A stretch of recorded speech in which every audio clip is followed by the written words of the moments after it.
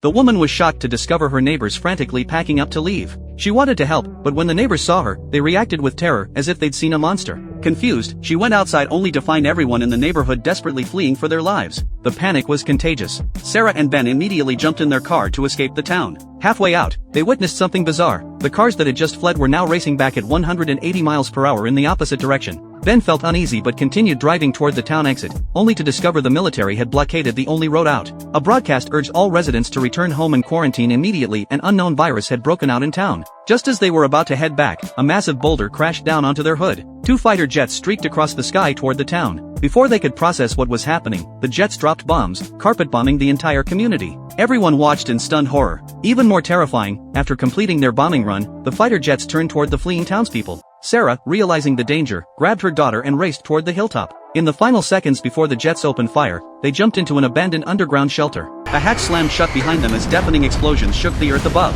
The basement was stocked with enough expired canned food to last them quite a while. Each day, Emma used binoculars to observe the outside world, seeing nothing but desolation, no signs of life anywhere. Resigned to their situation, she prepared to open another can of food, only to find it completely empty with a mouse-chewed hole in the side. Furious, Ben grabbed a knife and chased after the mouse, accidentally knocking over an oil lamp in the process. Fire erupted instantly. Though they managed to extinguish the flames, smoke had already escaped through the ventilation shaft. If discovered, they could be hunted down. Ben and Sarah risked going outside to cover their tracks. Shortly after they left, Emma spotted dark figures approaching through the distant trees through her binoculars. She desperately screamed to warn her parents, but they were too far away to hear her cries. Frantic, Emma pushed open the hatch and climbed out. Her parents were nowhere to be seen. As she frantically searched for them, a pair of large hands suddenly clamped over her mouth from behind.